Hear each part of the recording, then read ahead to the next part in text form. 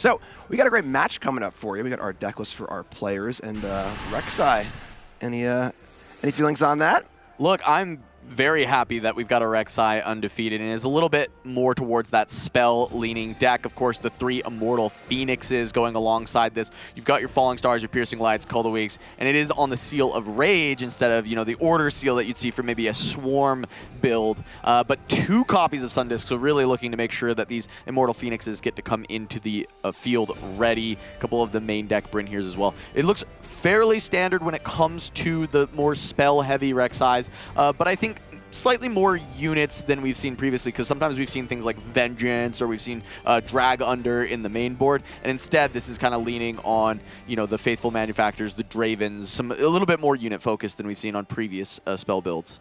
Yeah, and we got Raqqoon here, of course, 8-0. Rek'sai, maybe feels a little more like a dark horse, maybe a metal card contender, but at 8-0, poised to make a great run here into possibly top 8. Yeah, I think it can make it towards there, because I think the Draven matchup is the thing that you actually get to find some value. You're a very tempo-oriented deck, especially with these additional early drops that are being included. And so the big thing to look at is going to be Falling Star, Call the Week, how these can immediately impact the board. And actually the 3 copies of Piercing Light is specifically targeted towards Draven, that is mostly focused on 2 and 4 might as the breakpoints that you're seeing in that deck. And Piercing Light lines up with that either baseline or with repeat at hitting 2 and 4 might respectively at the very best. All right, so we're going to see, I believe, that matchup against Draven, and Raqqoon's opponent will be Shizzle. Playing some Draven, looks to be, we got a little mid-range Draven, nothing too crazy, just a kind of a baseline mid-range list. Yeah, very much so, and I'm talking about the 2 and 4 might breakpoints. 3 Overzealous Fan, 3 Tide Turner, 3 Treasure Hunter, that's 1, but same kind of deal. 9 2-drops in this, so it's really looking to go 2 into 4 and keep pushing from there, 2 to 4 to 6 even with the 3 main deck Ferris Forerunner. So those removal spells are going to line up quite well, right? Falling Star being able to deal with the 2 mechs that get popped out from Ferris Forerunner. You've got this Piercing Light that's going to be able to deal with things like Noxus Hopeful, Kaisa, Draven, right? So that's what we're looking at in this matchup, is how can the Draven player play around the removal from the Rek'sai best and set up a good board to not get steamrolled early on and be able to start winning combats and drawing cards. Yeah, the 3 Ferris Forerunners in the main deck is not often seen with Draven. Usually you see kind of mixed in the main deck of a sideboard because they're kind of weak against the purple spells we see often in Rebuke and Fight or Flight. But the full 3 main deck copies here are going to be kind of annoying. Yeah, they are, because the Rek'sai is going to have 2 pieces of removal to actually deal with it, right? You need something to do with the main body, Call the Weak, Falling Star, but then you need Falling Star kind of specifically to deal with the secondary bodies that come out as 2/3s. All right, so on the left, we've got Raqqoon, our undefeated Rek'sai player at 8-0, starting out on Zon Warrens, and Shizzle, our Draven player on the right, starting out on Reaver's Row, one of 4 Draven players, and it's 6 undefeated players. Players are getting ready to go. Let's jump into game 1. All right, game 1 going to be Zon Warren's Reaver's Row. Zon Warren's very important for the Rek'sai list to try and start getting the Phoenixes into the bin so that you can recur them by killing things with spells. Phoenix, when you are able to kill a unit with a spell, Phoenix can be recurred from your trash with 1 energy and 1 power, and that's something that this deck is really looking to find. And we're going to see that first Phoenix picked up alongside a 2-drop, so this Honest Broker headed to Zon Warren's on the next turn is going to be able to give Raqqoon that very first piece of ammunition in the bin. All right, so Raqqoon's on the board, Honest Broker. Going Shizzle's way. This is, of course, the first match of the day. This is a big one. Now you played all day yesterday, exhausting day. Now you're on camera, round 1 of day 2. You're undefeated. You're a little bit of nerves here, I'm sure. Haven't gotten warmed up yet necessarily. And the Broker's going to come in. We see a hard cast Edge of Night for Shizzle. Yeah, Hardcast Edge of Night missing the 2-drop for the turn. As we see, Raqqoon has ordered the triggers here. Going to go for Zon Warren's first into Void Burrower. Going to find a Void Rush. That is often something I really like to see when you're playing the Under Titan version, but notably, there were no Under Titans in this version that we saw. So instead, just going to take the free 2-drop off the top from that Poro and go for Honest Broker, because he does not want to deramp. He knows that his deck is going to have a lot of high power costs later on in the removal suite of that Falling Star, of that Piercing Light, and you can't really afford to get rid of your runes yet, especially because you're going to want to save some of those to start bringing this Phoenix back over and over again.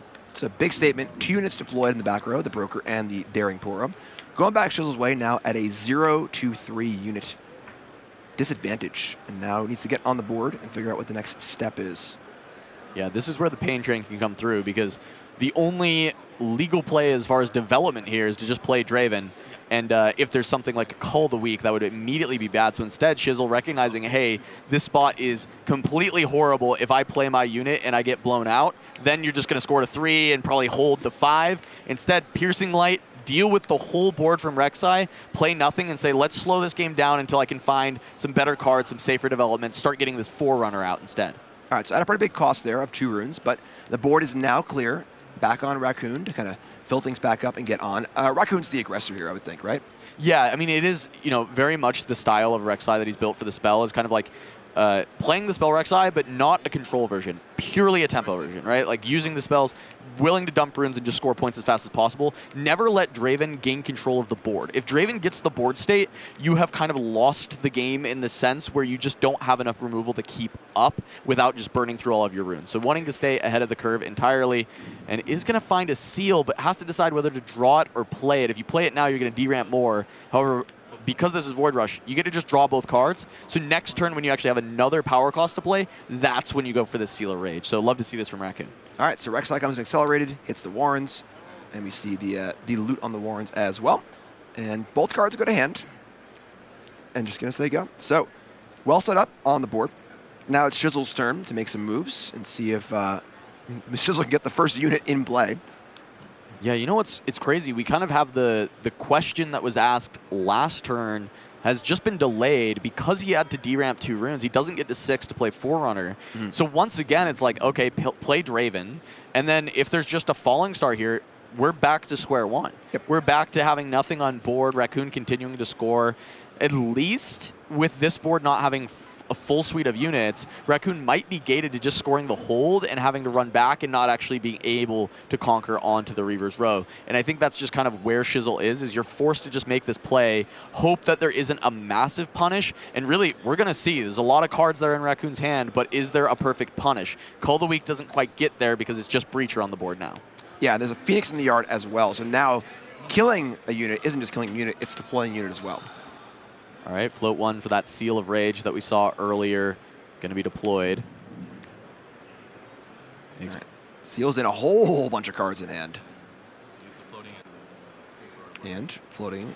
How about some more cards? Yeah, I'm down to look a little bit deeper. Sundisk found. That's going to allow for the ability to score to 4. Really big pickup to get the Sundisk. You get to cast it for free. You still have to pay the power cost as Void Rush did reduce it, and going to be able to draw the additional seal that was found for the next turn to keep these power costs going. So when you find the seals with this spell deck, it is very explosive, and Raqqoon has been able to get there. And now being able to play the Soaring Scout ready due to the Sundisk, going to be able to score on Reaver's Row and potentially just allow this Soaring Scout to die going forward. Oh wow. My gosh, what a hit off of Void Burrower, finding the Call of the Week. So now not only do you get to avoid combat with the Soaring Scout and give Draven a draw, you clear the board and re-ramp with that Scout, and even more 2-drops to hit the board for Raqqoon to set up to go to 6 on the next turn. Wow, awesome, awesome hit. Now there was a Phoenix that could have been deployed, right, over the Daring Poro? No runes. Well, oh yes, over the Daring Poro, yes, but Phoenix costs 1 energy, 1 power. Not wanting to expend that power yet, especially going into the next turn, you're going to be able to get another Seal of Rage on the board and continue to set yourself up to have these big turns. With Rek'sai, you have access to a lot of cards, and your issue ends up being rune-gated more than card-gated in the future. And so being able to not deramp too much is a very important skill, knowing when you're not actually supposed to take that Phoenix from the yard and save it for those better turns. All right, so looking great here for Raqqoon. 4 points to 0, has the board. We see a Forerunner come down. Forerunner is a very, very potent card, kind of hard for Raqqoon to deal with at parity, but it is just hanging out in back row, and with Raqqoon already on 4 points and the way kind of clear, things are looking very, very nice. Now, I know I'm pretty sure there was a Call of the Week in the hand for Raqqoon, and the big question is, can he find a Falling Star? I think getting a Conquer with the Daring Poro and then pushing in pushing with the Call of the Week, clearing this, and then conquering on his own Warrens and looking for even more with the Falling Star to clear up the rest of the board would be massive in this spot. And the question just kind of remains, does he actually have it? Bring here Thundersong off the top and Draven, very expensive cards, but Draven can still be a lot of might on the back row. No big reason to Bryn on this turn as there's no runes available for Shizzle. Yeah, so currently in the driver's seat is Raqqoon. Needs to be careful. Want to stay in that driver's seat. Draven, of course, is a very powerful deck. And the Forerunner is huge. You know, that is a major, major problem. They could also be multiple bodies. So, kind of think we're going to see the Draven being cast at that cost reduction for 2, thanks to Void Rush. There's an activated Sun Disc, so it does come in ready. Didn't exhausted 4 runes for it. It did cost 2, right? No, it's 4, because this is full cost from Void Brewer. This was not a Void Rush. Oh, I'm sorry, not a Void Rush. Void this, void that. Voiding everywhere. So. All right. Finishes the Warren's trigger, trashing a Daring Poro. I believe this is just a call that's going to come down. And he may just have already had the Falling Star. If he goes for the call here, Falling Star would be able to clear out the mechs, make an empty board once more. And that sure looks like a Falling Star to me. Wow. As that is another clean clear for the Rek'sai. Wow, Raqqoon 8-0 with Rek'sai, feeling good, playing good, and running good. A great place to be here to start out day number 2. Regional qualifier, Las Vegas. Back Shizzle's way. Shizzle's not been able to keep anything in play. Yeah, I mean, usually with a Forerunner, that's it. You know, it's pretty hard to remove the entire Forerunner all at once. Not for Raqqoon. Yeah, the exact cards that you need are the Call of the Week into Falling Star, and that's why I was saying I was curious about the initial look with the Void Burrower, but in my mind that meant, oh, he's already got both pieces. I thought he was going to be looking for the Falling Star afterwards, but no, it was already there. A lot of cards drawn, all rolled up. Back Shizzle's way, massive deficit, 6-0. Need to make some moves. Both Rek'sai and Draven are in play. Draven at Reaver's Row. Sun Disc also being in play makes any card in Raqqoon's hand very threatening.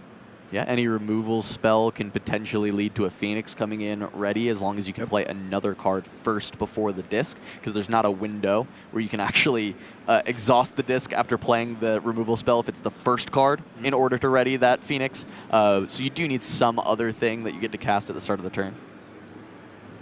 Tough for Shizzle here, seeing some kind of like finicky cards in hand. I saw Hard Bargain, these kind of more reactive, you know, cards that are good in certain scenarios, but not necessarily good when you're behind. So we're going to see Darius coming in exhausted as the first card played.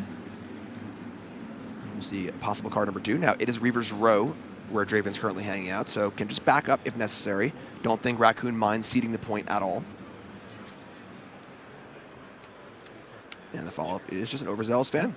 So that already is Darius, plus 2 might. So 7 might ready to go. Question is where to go, if anywhere. Well, with Darius going in and then Shizzle being fully exhausted, unless there's a hidden card to maybe help here, Raqqoon just kind of has a math problem on this next turn to try and end the game, going from 6 to 8. So we do have the Warren's activation.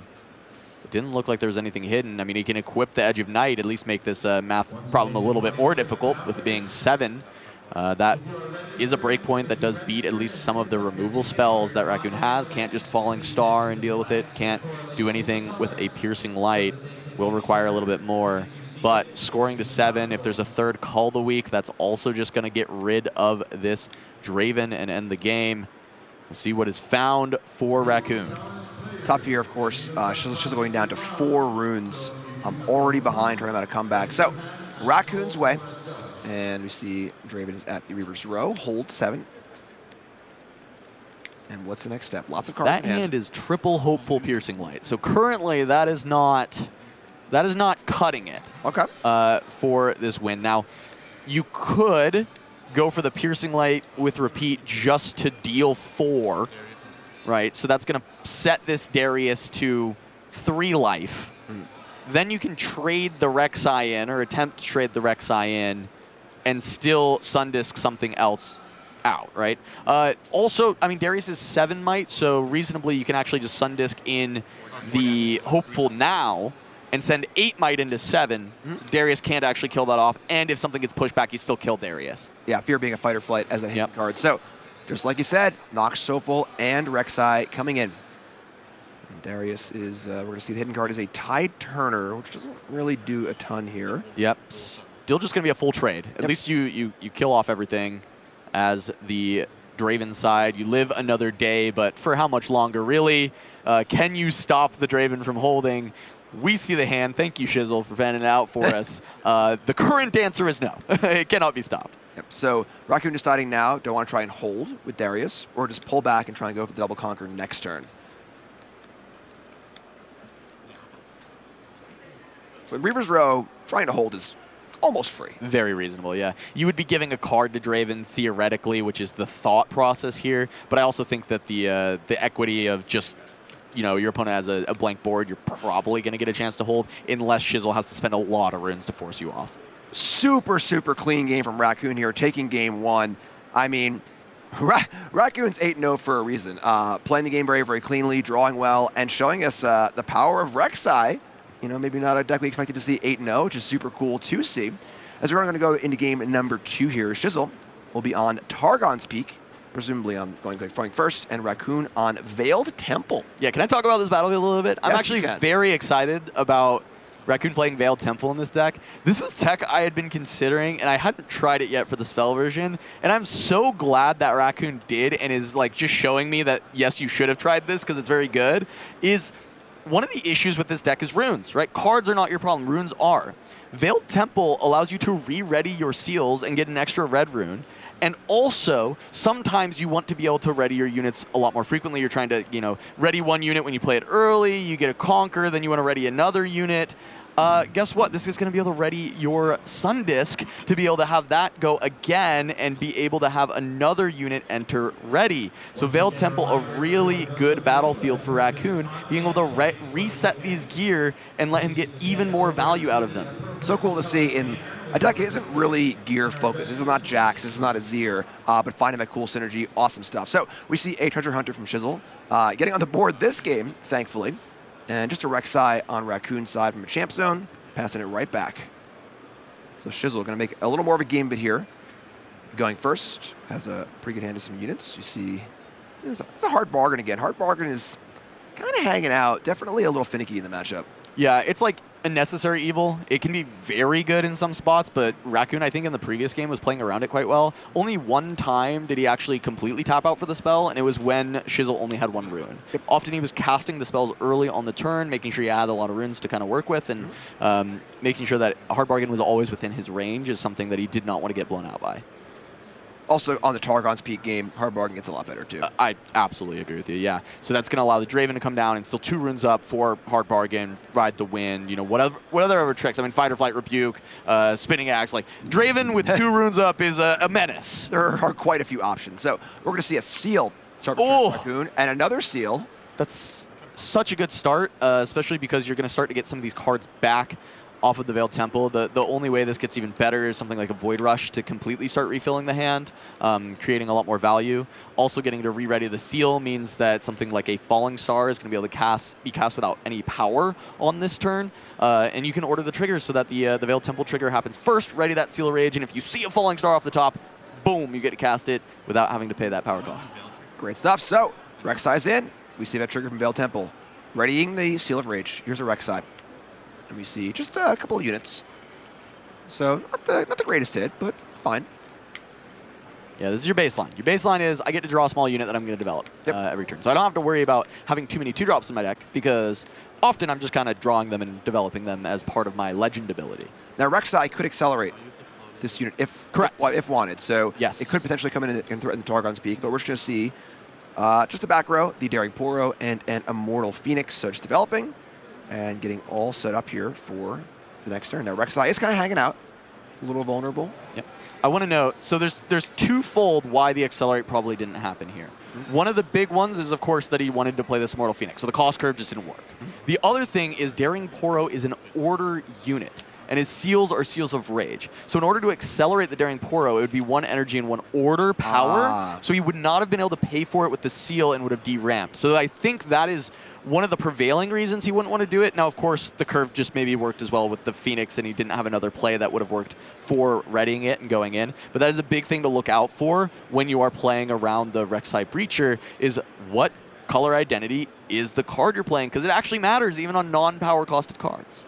All right, so we see Draven come in. Draven gets to eat the Rek'sai, which is a pretty big win for Shizzle. Card drawn off the Glorious Executioner. And now we see a Forerunner developed onto Targon's Peak, and now we see Shizzle really getting on the board with some serious might. The wheels are spinning here. We got Draven in play, the Ferris Forerunner, and get to move the back row with the Hunter, make another gold, and looking reasonably well set up here. Yeah, the only scary thing in this spot is Shizzle did completely tap out for this. Yep. And Targon's was held on the previous turn, which I think Raqqoon is doing intentionally here, not wanting Shizzle to have multiple turns of kind of getting to reconquer that Targon's Peak. And so this kind of comes down to Shizzle's going to get to eat Draven here by sending in 8 might. That's just guaranteed. He's going to get to eat this. And the question becomes, does he actually have the proper removal tools to then follow up deal with Pharaoh's Forerunner and this Treasure Hunter like he did in the previous game? All right, take Assault on both the Phoenix and the Pora. Taking down Draven, and we're going to see Power Float from the Seal. So the Temple will ready it. Here comes the Void Burrower, Seal number 3, and Daring Poro number 2. Again, kind of mid-level hits. Yeah, a bit awkward, because he has 2 seals already. The 3rd seal becomes a little redundant. This deck can utilize all 3 seals, but at this point I feel like that's not what Raqqoon needs to find, right? This game is not going to be an energy issue. It's going to be just actually getting on board and interacting here, and it feels like maybe too many units in 2 drops hit, as this is a pretty big redeploy. I mean, there's 8 might that has hit the board after this Conqueror. The Draven gets cleared, but Shizzle gets to untap with 2 gold, the Pharaoh's Forerunner ready to keep holding, and a lot more development that Shizzle's going to get to re-attempt. And I think we even had maybe like a Mind Splitter that's going to be a nice turn to just kind of keep the pressure on. Yeah, Shizzle currently up 4-2, so has that point lead on the even points as well. Hand flush full of cards. You see Kaisa in the window. Splitter must have been last game. It looks like it was not in this hand. Okay. We got the hard bargain from earlier. Is that 2 ride the wins, perhaps? So a lot of potential options. Again, already being on Targon's Peak is a little awkward. The timing of when to conquer Targon's Peak is definitely a skill when you're playing that battlefield. So we're going to see. Kaisa with Accelerate. All right. Accelerate Kaisa. Kaisa's coming into the Phoenix. Phoenix is going to hit the bin, which is not the worst place for a Phoenix. But we will see 2 cards drawn for Shizzle, as well as going up to 5 points. And once again, on the board, pretty well stocked up. Fortunately, 3 runes ready. 3 might as well be 2 most of the time, right? Yeah, and I think Shizzle drawing an additional Pharaoh's Forerunner here is a great draw. Shizzle has a lot of time, and that's where Pharaoh's Forerunner really shines. Is when you have time to develop it, especially to a battlefield, and hold, it's going to be very strong. Big Was that the Falling Star? That was a Falling Star. Probably the perfect thing with these 2 runes left, kind of mop up this back row of Raqqoon, leaving only a Noxious Hopeful, if that's what Shizzle wants to do. And that is exactly it. So we're going to see Falling Star coming in, taking out the Broker and the Daring Poro. It could take out the Hopeful, I guess, but I'd imagine taking out 2 units here. Yeah, I would say often I don't like tapping out in this spot when you actually have a lot of interaction in hand. But I believe Raqqoon is down to like his last card in hand because he played the 2 seals early. It's been a lot of 2s off the top, and then he played a lot of 2s from hand. So because of that, the Rek'sai is going to be on very low cards, and the Conquerors are not free, right? It's 5 might into just the 4 on the back line. So Raqqoon is actually going to have card access issues, which is usually not the problem for the deck, and it's going to be a lot of trouble punishing Shizzle for not having any runes available. You see the Hunter go in there onto the Veiled Temple as well. So looking for a hold and to defend. And you're right, the Rek'sai, the whole core tenet of Legend is I need to conquer to use this. So when you are behind, things can be a little difficult. So we see a Soaring Scout. We see an Honest Broker. And a little chuckle from Raqqoon here. Definitely a bit behind and trying to work it through. Confirming that Shizzle is totally tapped out. Is this something like a Blood Rush? Yeah, okay, that makes sense. I was trying to think what card was in the deck that was going to make this work, and I forgot that there were Blood Rushes in there. So that's great. So that punishes Shizzle for adding the Hunter to the stack as well. And now Void Burrower gets to go off. He gets the other Nox Soulful, probably the perfect hit there. 4 might for 2 energy. I would say maybe Cull is the only better thing. Okay. that I would have wanted to see off the top. Actually, Falling Star would be fine too, because you just like dealing with the first part of the body. Because Shizzle was at 5, so it could only go to 7 anyway, and you can maybe start to try and recontrol the board. However, Shizzle has a full grip of cards and a ton of runes available, so likely even just removing this first Pharaoh's Forerunner body is not going to put you, squarely in the driver's seat by any means. So back Shizzle's way, as we see as the hand stack. Is that 3 Ride the Winds? Wow. 3 Ride the Winds, Pharaoh's Forerunner, that hard bargain still hanging out. And on 6 points. So cannot win this turn, can possibly go to 7. And deciding how to proceed up 6-3.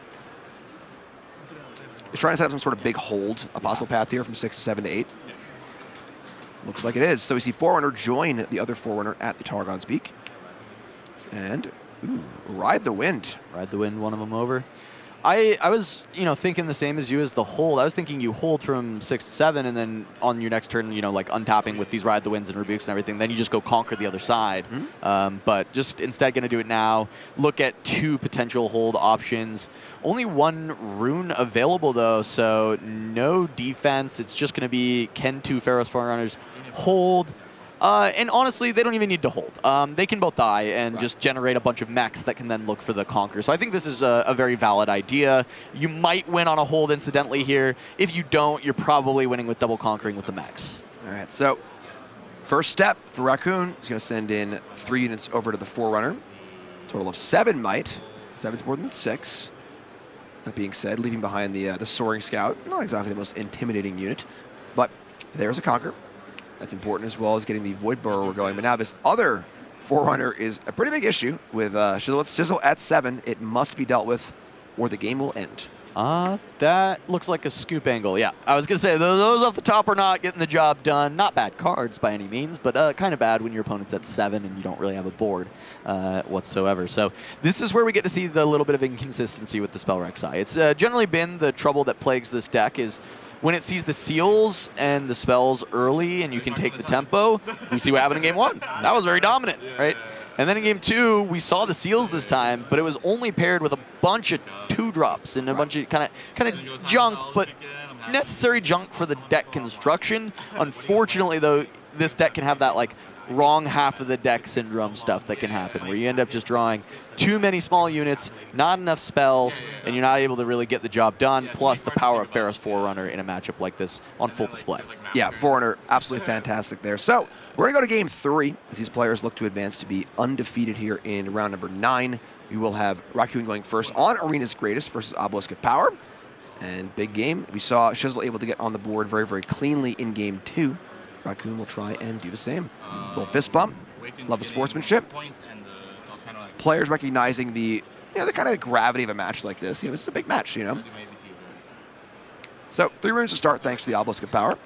And that allows for a turn 1 Rek'sai. Yeah, I was actually really curious on this mulligan if Raqqoon was going to ditch. He had 2 drops in his hand. I was wondering if he would ditch both because he's on 3 runes, so he can just start with Rek'sai. But he ended up keeping 1 Poro, so at least still valuing having some amount of them in the early hand. I just thought maybe because there's enough in the deck, but there's a chance that maybe he sided some out, recognizing that it's likely to be an Obelisk game as well. There's a lot of ways that this could have gone.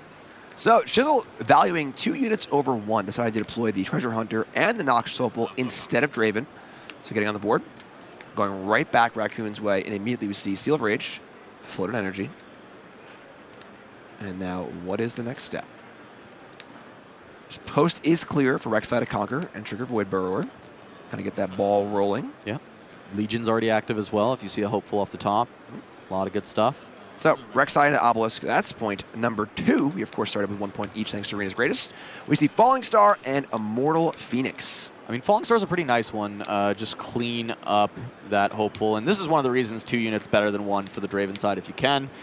Because Falling Star is a card that you have to be worrying about. And if you had just played your Draven, this Falling Star would have done a lot of damage to you, but instead it is going to clean up the Hopeful. You still get to keep the Treasure Hunter and make sure that you can get to 2 on the next turn in the Draven seat and still look to develop. But Raqqoon going to look to continue his own development with his own Noxious Hopeful as well. Noxious Hopeful's so good. All right, 4 might in the back row for Raqqoon. Great start.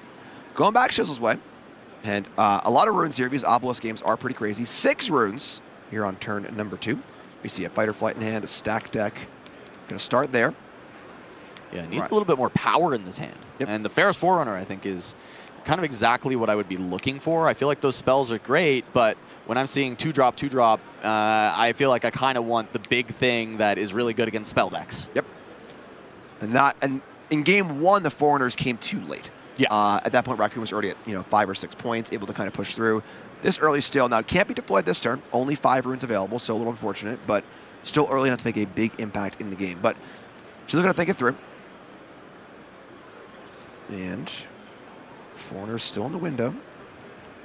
Yeah, I'd like to see Forerunner deploy Draven and pass the turn, or Forerunner deploy 2/2s, but it's because you just saw a Falling Star, but you might still be scared of another Falling Star or Piercing Light for 2/2s. It feels a little bit soft, so maybe holding the Tide Turner as a trick instead, or a hidden card, and just grabbing Ferris Forerunner, play Draven, and then go from there. I think that's kind of what I'm looking at here, is how am I beating the spell deck, and I think Ferris Forerunner is the best card in this grip at beating a deck that is built around removing your board. You want a sticky unit. You want one that's sticking around.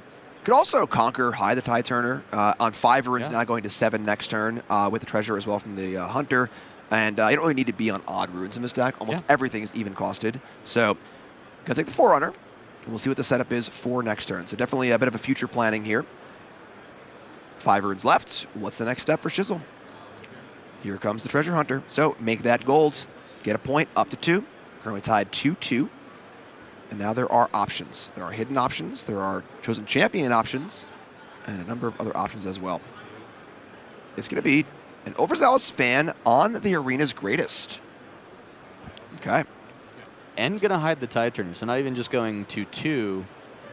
Well, actually, it could be hidden Fight or Flight. The other card was Fight or Flight, to be fair. So we'll see if we get a glimpse of the hand, whether that is Tide Turner or Fight or Flight. But looking to hold with some small units. This is incredibly soft to Piercing Light or Falling Star. It is risky. But we'll see if any of those are found. Second seal for Raqqoon. Now, the saving grace is Raqqoon can't get a Conquer before casting one of those spells because of this hold and the fact that there is a hold on Obelisk from the Rek'sai Breacher. So if these spells are not already in hand from Raqqoon, which from a quick glimpse here, it doesn't look like they are, that does mean that Shizzle has kind of faded the really rough situation that could have existed by any of those 6 copies of the spells. Wait, I may have spoken too soon. I think that looks like a Piercing Light. It's a Piercing Light? Okay. Well, I thought it was a think one of the two. Is probably, I'm sure one of us is right, and we have a very bad punish that Shizzle has potentially walked into. We're going to look bad if it's not. We sure are. Yeah. All right, so Raqqoon thinking about it. And a lot of setup here with this Rek'sai deck, too, where you're trying to make a lot of plays with incomplete information. You don't know what you're going to hit off of your Void Burrow or trigger, off of your Void Rushes. So, but what's it going to be? It's going to be Piercing Light. You got it. Piercing Light with Repeat to play around the potential of Edge of Night or Spinning Axe, I imagine, as the options, though. Spinning Axe would save the fan regardless. It just wouldn't be able to save Treasure Hunter, so it doesn't really get around Spinning Axe. Depending on the targeting, this can save something, but not necessarily. So it looks like maybe Raqqoon said 2 on Treasure Hunter at the battlefield, then 2 on the Overzealous Fan. Because if you went 1 battlefield, Treasure Hunter, 1 battlefield, Overzealous Fan, and then 1, the other way, they both still would have just died to that Piercing Light. Right, so the Fight or Flight be able to play around one of the restrictions, but not both. Yeah. So Hunter returns, makes a gold. Nox Shuffle comes in. And we're going to pass. So Hunter making more gold here, going over to the Obelisk, putting the score to Raqqoon at 4. Shizzle going to 3. And now it's Ferris Forerunner time. Looks like it. So Forerunner coming down. Again, 1 rune up, kind of on these odd runes. Should be so awkward. Got to reinforce at the Obelisk of Power. So down a point, going for the hold. Yeah, and I think the slight, I will say slight mistargeting, I think, of Raqqoon on that last turn to not play around the Fight or Flight as a potential option may be a much larger punish than we think if a Call of the Week is drawn, because now this Treasure Hunter is hanging around and can actually prevent the Call of the Week from being able to get the Ferris Forerunner down immediately. So we'll see what can be found out of this Void Rush. That's a pretty good hit. Second Void Rush, not a bad hit either. It is power costly, but you have the seals for a reason. Though it is sometimes hard to turn down, just let me just cast that Hopeful for free at this point. Yeah, both looking nice. So Raqqoon, of course, held to 5, so you have 5 to 3. And Void Rush at number 2, Call the Week. There you go. So that number 3. That Treasure Hunter certainly earning its keep. Kind of snuck out of that Piercing Light. And now Raccoon's got some serious choices to make. Again, the kind of the unknown of the Void Rush. What is it going to be? It's hard to exactly know. Hard We're to still decide to play it. digging. But going for it, Piercing Light and Falling Star. Okay. Now there are options aplenty. Yeah. I mean, yeah, there was a perfect clear for the Pharaoh's Foreigner with the Cull and the Falling Star that would have been in this hand if their Treasure Hunter was gone. And I think Raqqoon is sitting there like, yeah, I should have just pointed at them in a slightly different order, and I'd be in such a good spot here where I get to play through this hidden card, not worrying about it, clear the Forerunner, clear both things, and be in the same spot as the previous game where you're at 6 with your opponent with an empty board. I wonder if there's still a way to get there. I don't know if you can score to 6 with the empty board is the issue, because in order to get rid of this Treasure Hunter, you'd have to kind of run in with the Rek'sai Breacher, which is a heavy cost. So here comes Falling Star. I guess you could pick off the Forerunner first and then move in. So correct. So that's what's going to happen here. So Falling Star on the Forerunner, 2 mechs to base, still a hidden card hanging out at the Obelisk of Power alongside the Treasure Hunter. And now Raqqoon, what is the next step? Paid some heavy power costs this turn. Here comes Rek'sai. Assault is on. Yeah, I believe this was the Tide Turner was the only hidden card, so that can swap and at least trade, keep Raqqoon off of 4 points. Unless, I mean, Blood Rush would have been absurd in this spot if it had been in hand. Just going to be a hopeful, so Raqqoon does not get to go to 6. Has the 2 floating from earlier on. Yep. Recycled the runes. No more red power, but 2 red seals for the future turns. Now leaving the hopeful at Arena's Greatest. So could have retreated. Decided to leave it there. It seems a little risky. Yeah, I think retreating probably is correct. I'm wondering if Raqqoon got a little flustered going through all these motions and forgot. But it could have been conscious as well, right? It does stop Shizzle from just sending 1 unit each side, conquering, and then like redeploying. There's some merit to the idea of this 4 does individually beat either of these units. But with a Draven fully untapping, you have to expect things like Spinning Axe. You have to expect there's a lot of ways that Shizzle's going to get to just deal with this 4 might hopeful for free. Yeah, scary to lose the hopeful for essentially nothing in such a tight game. So here is Piercing Light. Oh, it was a target as well. That was not what I expected as the punish, but that's a brutal one. Ouch, yeah. So because the hopeful was at the battlefield, able to put that light up perfectly, repeating it to do 4 and 4, 4 to the battlefield, 4 to any other spot being the back row. Hopeful's down, mech's coming in. That's a point. We are now tied 5-5. And things are looking to go Shizzle's way here. Also that massive rune advantage. Last turn was a hefty, hefty power turn for Raqqoon. See a little bit of a look to the sky there. Wondering if this thing's falling apart. Got to keep battling. And Shizzle now knows, okay, I'm in the driver's seat. I'm looking to go 9-0. How do I close this game out? Love the player cams. Absolutely love them. Being able to see the players, see the human element. You know, there's so much more to the game than just the game. You know, it's managing your emotions, managing your nerves. The mental game is a huge, huge part of all card games. Shizzle opting potentially to tap out again. He knows there's Call the Week. I believe the Piercing Light was when one of the looks for a draw, so he knows Piercing Light is in the hand for Raqqoon. Wow. All right. So both players not afraid to stack up on the boards here. So we have got Mech on top of the hidden card. Draven and Tide. The fastest Piercing Light I've seen in my entire life. I think this was known information, and I hope I'm not wrong about that, but I believe this was seen off of a Void Rush and then drawn into the hand. Immediately Raqqoon with the quick targets going for the Draven. 2 taps, 1 onto the 2 onto the mech, knowing that his Poro can run over the Tide Turner in the aftermath. Yeah, great spot, and you're right. That Piercing Light was cast before the turn was even passed, practically. You know, so now at Shizzle's turn, we see Tide Turner, we see a swap. Okay. Okay, so that keeps 1 battlefield safe from the Poro, which is pretty cool. Yeah, I mean, it's actually a good Tide Turner swap. Shizzle's going to get a hold to 6, and then both players are going to be contesting 6 to 8 on their next turn, and Raqqoon cannot actually redeploy anything here with a single rune. So not out of the woods yet for Raqqoon, as Shizzle still has these Tide Turners. Maybe this is calculated, maybe feeling okay with that Piercing Light being the entire turn for Raqqoon, knowing that you've got this set up, and maybe you have a really good follow-up here, but actually This is one card in hand from Shizzle. Yeah, a very interesting low resource game. So Tide Turner's going to return. And one Tide Turner stays, and that is it. So not often you see a Draven player with only one card in hand. We got a 6/6 going up to 6/7, so 7 for Raqqoon. Raqqoon might just have this immediately. I believe there's a Sun Disc drawn off of another one of those Void Rushes. More of our known info for this game. And if he's got any unit that he can just pair with it, he can run that into the Tide Turner, and as long as it beats whatever is in the hand of Shizzle, that's just game. Poro is enough if there is no reactive spell for Raqqoon to take the series. Shizzle going to wait. What's the card? Oh, boy, it's Spinning Axe. That's a big buff, is the response from Raqqoon. This combat is for the game. That's a Hidden Blade. See a Hidden Blade. That's it. Shizzle got nothing left. Now, the cards drawn off Hidden Blade could also interact, too. So, you know, Fight or Flight, a Rebuke, something like that. So there's not no risk here. The question is, if you're Raqqoon, do you go for the win? I think you have to. I don't think there's a really good option of letting this Poro die and then trying to find a win from there. I think Shizzle with 2 units on the board is likely taking you down. Now, you could use the Hidden Blade defensively to try and hold, I suppose, right? Yeah, you could. So gonna let it go. Very interesting. So Raqqoon showing extreme patience in the face of a possible win.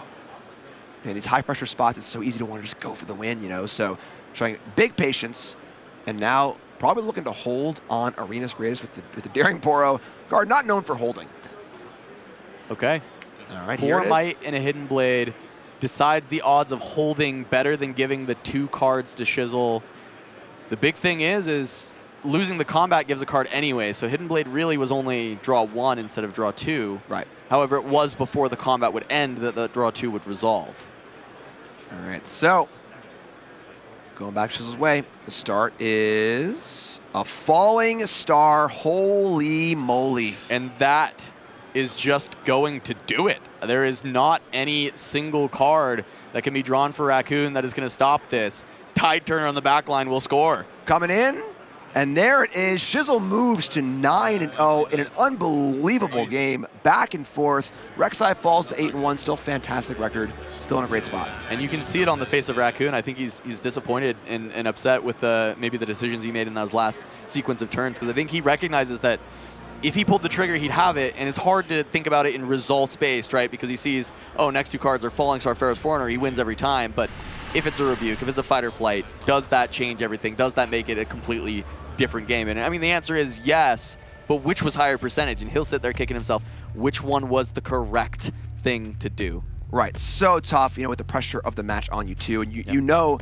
it comes down to that binary choice of like, okay, do I go for it or not? You know, one, maybe 55%, 45%, so hard to know exactly, and you just need to push a button, you know, go for it or not.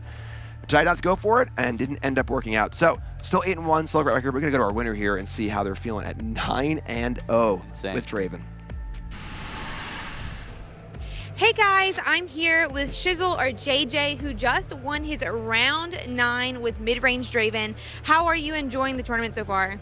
I'm having fun. Haven't dropped a game yet, and initially my goal was just to, you know, make day 2, but definitely exceeded expectations. So we'll see where it takes us.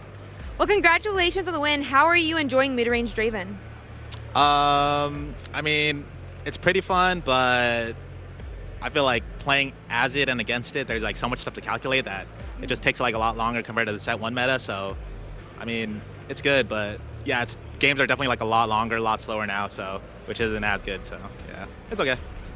Well, I saw you up against Rek'sai. Did you have any games in Rek'sai before coming to the regional or anything like that? Yeah, I had a couple. I actually played a guy yesterday, and then he like swiftly 2-0'd me, and I got destroyed. So I wasn't really feeling confident about going into this matchup, especially since we're both from SoCal and we know each other. But yeah, I guess I was able to pull out a win. Game 1, yeah, he was playing so fast that I couldn't even play the game. But yeah, I was able to pull out something. Just got lucky. Well, congrats on the win. Have you done anything fun this weekend, or how are you enjoying the regional so far? Yeah, it's pretty fun. It's cool that like there's like a lot of Riftbound people that I met like online and stuff, and I actually get to see them here. So yeah, it's cool like connecting with the community and all that stuff. So yeah. Yeah, it's one of my favorite parts about card games. Is there anybody you'd like to shout out? Oh yeah, definitely. First of all, my girlfriend, she's here.